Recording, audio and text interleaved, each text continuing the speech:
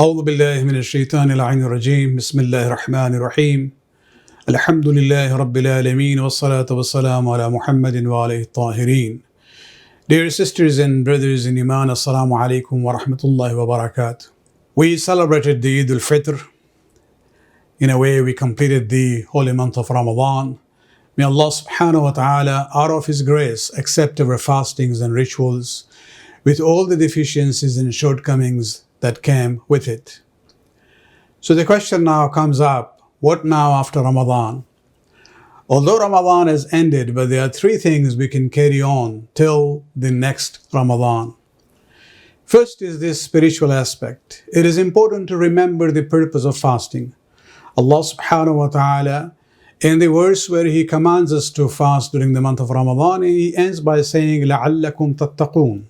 Hopefully you may exercise taqwa. Taqwa means God consciousness. It is the spiritual power which helps us avoid sins.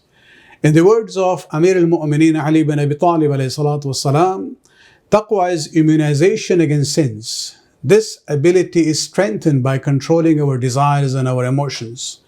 And the most powerful way of building resistance is fasting. So improving our taqwa is not restricted to the month of Ramadan, because it is required all the time. In order to maintain that spirit of taqwa constantly, there are certain days every month of the Islamic calendar that are highly recommended for fasting. The first Thursday of every month, the last Thursday of every month, and the first Wednesday after the 10th of each lunar month. You can add if you want, or just alternatively use other 3 days, the 13th, the 14th, and the 15th of every lunar month. Besides these days for each month, there are also some special days in the Islamic calendar where it is highly recommended to fast. For example, in this month of Shawwal, from the 4th of Shawwal to the 9th of Shawwal. In the month of Dhul Qa'dah, the 25th and the 29th of Dhul Qa'dah.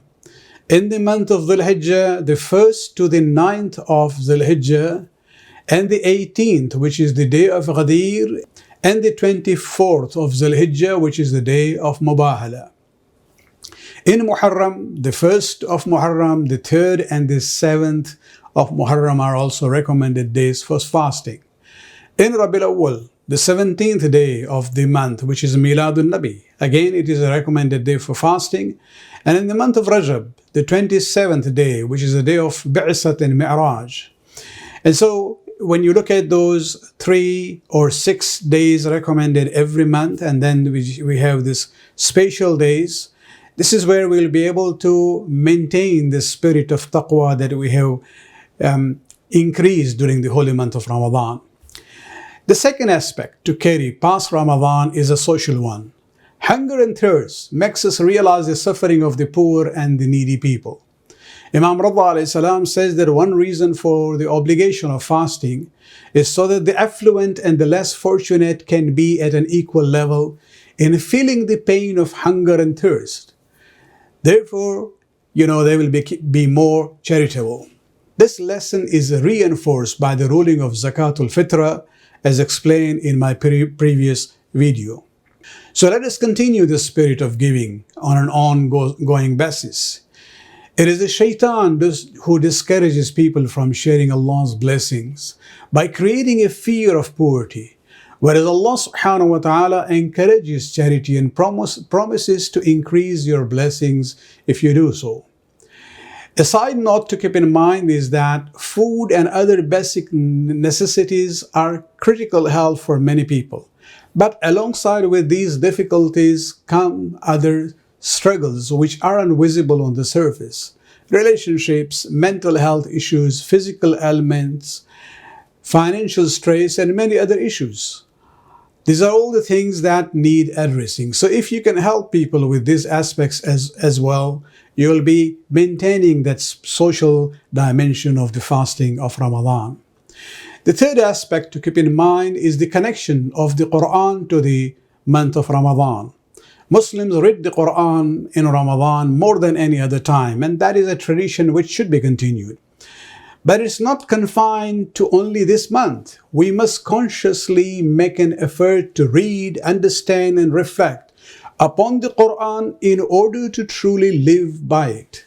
Remember the words of Amir al-Mu'mineen Ali ibn Abi Talib والسلام, between the Zarbat and Shahadat, in the advice that he dictated at that time. One of the things he said was, I remind you of Allah regarding the Quran. It shouldn't be that others precede you in acting upon the Quran. Allah subhanahu wa ta'ala addresses you in the Quran.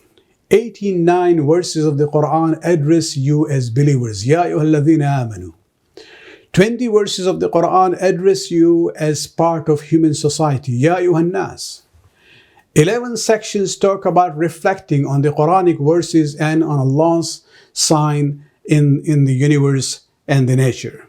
In 7 verses, Allah subhanahu wa ta'ala talks about the people who reflect on the Quranic verses. Remember that the Prophet sallallahu alaihi wasallam said, I am leaving 2 precious things behind, Allah's book and my family, the Ahlul Bayt. As long as you hold on to both of them, you will not go astray. Holding on to them together is to follow them. May Allah subhanahu wa ta'ala increase our tawfiqat and give us the ability to be among those who are truly following the Saqalain, Kitabullah, and the Itra of Rasulullah. Wassalamu alaikum wa rahmatullahi wa barakatuh.